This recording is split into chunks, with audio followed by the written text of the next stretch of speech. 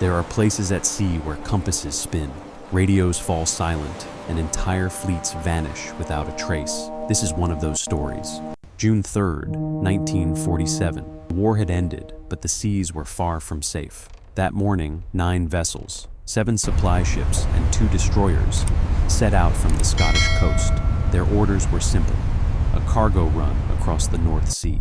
It should have been routine, but on board, unease lingered. Captain Elias Ward, a veteran of brutal Atlantic battles, recorded a chilling note in his radio log. "The men are uneasy. The fog is thicker than I've ever seen.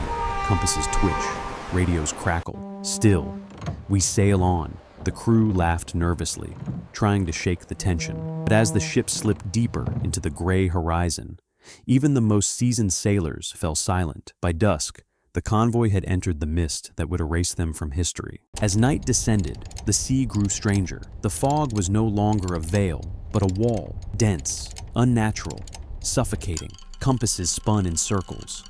Radio operators twisted dials, only to find static and broken whispers. Lanterns flickered on deck. Sailors moved like shadows swallowed by the whiteness, their voices muffled, as if the air itself refused to carry sound. The water beneath them was calm, too calm, reflecting the ships like glass, yet pressing in with an unshakable dread. Inside the bridge, Captain Ward bent over his charts, steadying his hand as he wrote, "Still, we sail on." It was the last line he ever recorded. Outside, the ships crept forward, one by one, into a silence so heavy it felt like the sea itself was holding its breath. At 9:45 that night, the convoy went silent.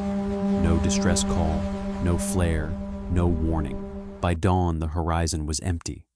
The sea lay calm, as if nothing had ever passed. Search planes roared overhead for days, their shadows crossing endless fog. Destroyers swept the North Sea, scanning every wave, but no wreckage surfaced.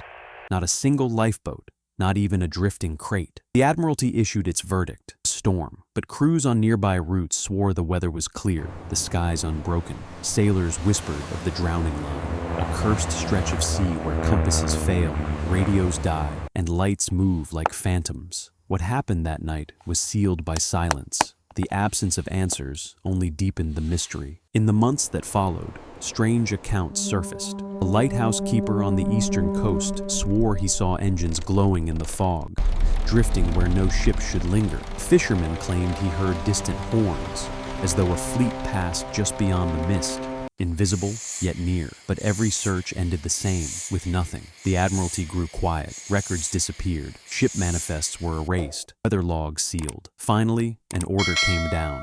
The case would remain locked for 100 years, until 2047. Why would a simple storm require such secrecy? Some suspected sabotage, others an experiment gone wrong. Sailors, however, told a simpler story, that the sea had claimed them, dragging the convoy into a place where time and tide no longer followed rules.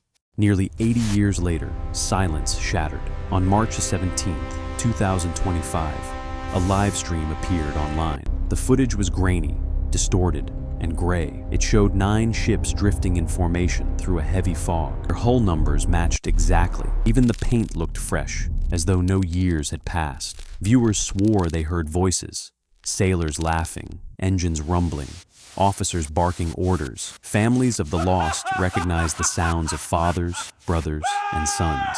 Men dead for decades. For 20 minutes, the convoy sailed across the screen before the image dissolved into static. Analysts traced the feed but found nothing. No satellite, no source, no signal. It was as if the ships had broadcast themselves. Was it a hoax, time loop, or a fleet trapped forever between worlds, still sailing the drowning line?